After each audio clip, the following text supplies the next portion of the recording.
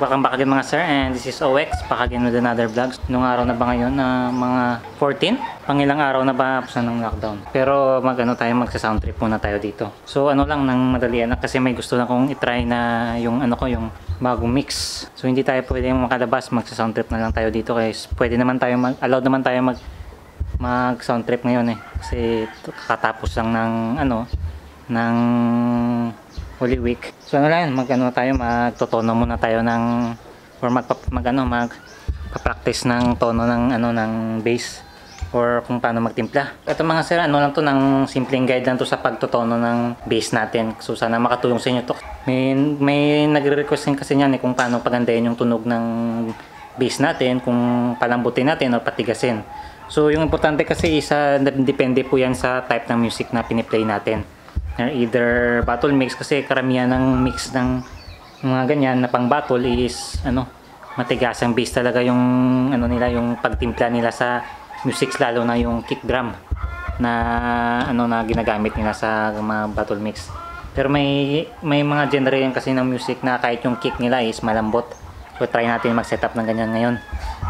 So eto, isang mid-high na lang yung gagamitin natin kasi ayan yung Kevlar, yung ganyang type ng mid-high, yung Kevlar Wave 15 is sa yan ng kahit na lang yung full range niyan, or hindi na natin kailangan ng or best setup siya sa program na type kung yung speaker natin is wala tayong available na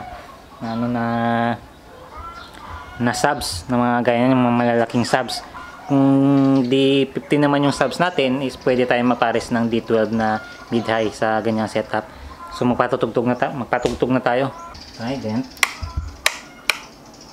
Oops. Nakabigla yung on yung power amp ko. Delikado yan. Dapat hindi yan naka-on palagi.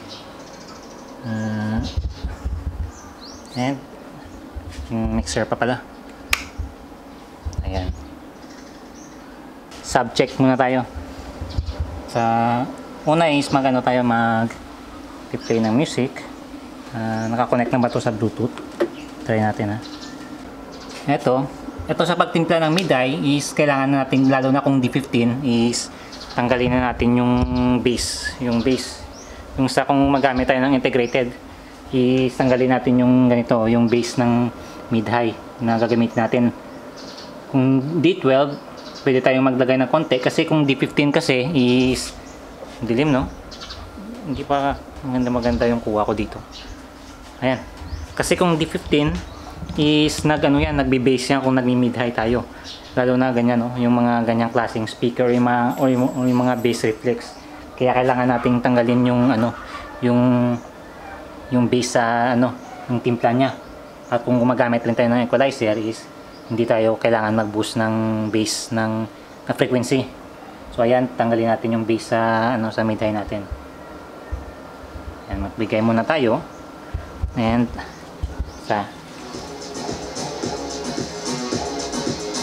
back to start natin.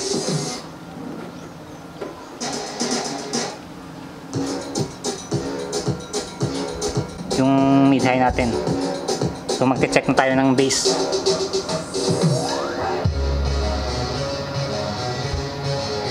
Tapos, kung nag-check tayo ng bass, kung alam na natin may mid-high tayo, is pwede na natin tanggalin yung mid-high natin.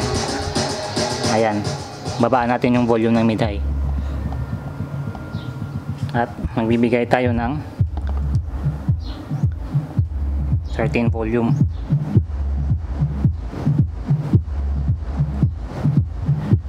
Ito check natin sa subs.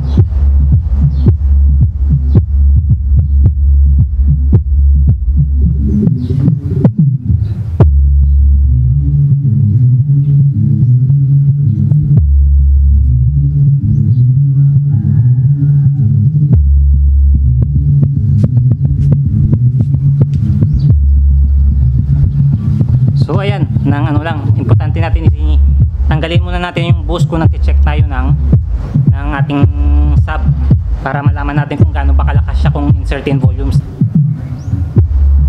Ayan, kung satisfied na tayo sa tunog ng or kung malakas, kung masyadong mahina yung bass natin, is pwede na tayong mag-boost, lalo na kung sa outdoor tayo. At sa pagtimpla ng kung sa equalizer naman, kung magtitimpla tayo ng subs natin is pwede natin tanggalin yung ano below 30 na frequency, so yung sa equalizer natin. Sa ano naman, mga mas maganda kasi na frequency around ano na mga 40 to 120 para may konting mid bass. Pero kung gusto mo ng mid bass is magdagdag tayo ng around 200 to 350. Mas maganda yan, may mga mid bass na setup. Medyo mas maganda pakinggan yung bass ng mga ganyang music. Yan. Mas malinis. So magdadagdag na tayo ng mid high natin.